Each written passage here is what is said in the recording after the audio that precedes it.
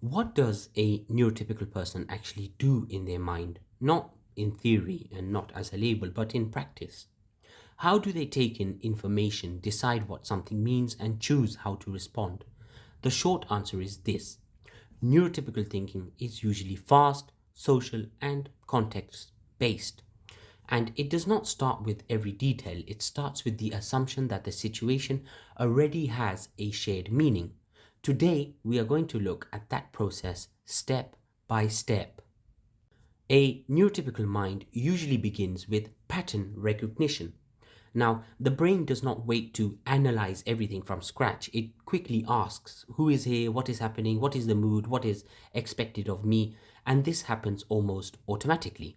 If someone walks into a room and people are quiet, the mind does not just register silence. It immediately looks for meaning. Is something wrong? Did I interrupt? Is this a serious moment?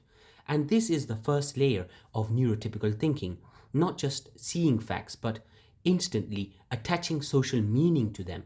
This is why neurotypical people often seem to just know what a situation means. They are not reading every detail consciously, they are using context, memory, tone, facial expressions, and social experiences to fill in the gaps. Neurotypical communication is rarely only about the literal words. When someone says, I'm fine, the mind does not stop at the sentence. It checks the tone, the phase, the timing, and the history between the two people.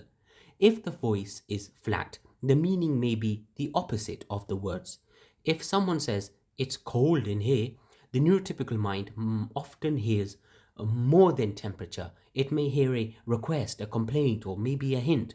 This is because neurotypical thinking is built around implication. The logic is this: if people do not always say exactly what they mean, so I should listen for what is underneath the words. That hidden layer is called subtext. A neurotypical person often spends a lot of mental energy reading subtext without noticing they are doing it. They are always asking, what do they really mean? Are they upset? Are they being polite? Are they joking? Do they want something from me? This is why social life can feel smooth when the signals are clear and confusing when they are not. The mind is always trying to connect the visible message to the invisible one. Neurotypical thinking is often guided by social proof. That means people tend to trust what is familiar, accepted, or repeated by others. If most people in a group react a certain way, the neurotypical mind often assumes that reaction is probably correct. This is not because neurotypical people are irrational, it is because the brain is efficient. It asks, what do other people think? What is the normal response here? What choice will keep things stable? This is why neurotypical people often rely on shared rules, traditions, and expectations. These rules reduce uncertainty. Instead of analyzing every situation from zero, the mind uses shortcuts. If everyone laughs, this is probably funny. If everyone is quiet, this is probably serious. If someone avoids eye contact, something may be wrong. These shortcuts help people move quickly through social life, but they also create blind spots. The brain may mistake familiarity for truth or group agreement for correctness. So the hidden logic is not I know everything, it is I can usually predict what this situation means based on what most people do. Neurotypical people do not just think with logic, they think with emotion tied to social safety. A lot of their inner process is shaped by one question: am I accepted here? That question affects how they speak, how they act, and how they interpret other people. If someone seems distant, the neurotypical mind may not just think, oh, they are busy.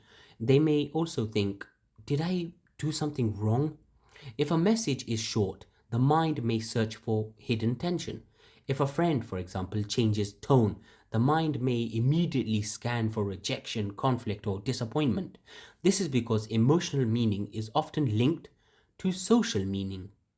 For many neurotypical people, relationships are not just connections, they are signals of safety, belonging, and identity. So their thinking often includes silent emotional calculations. For example, will this upset them? Will this make me look strange? Do I fit in here? Did I say the wrong thing? And this is not weakness, it's a built in social survival system. And neurotypical identity is often shaped by comparison. People look at the group around them and ask, what kind of person is valued here? What is considered normal? What should I be like to belong? From there, they adjust. They learn how to speak, dress, joke, apologize, and behave in ways that match the environment. This is why neurotypical people can seem highly adaptable. They are often always calibrating themselves to the room. But that also means their sense of self can become tied to approval.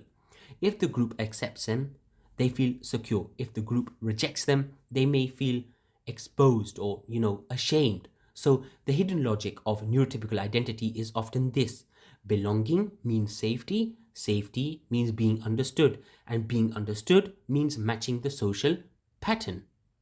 So, how do neurotypical people think?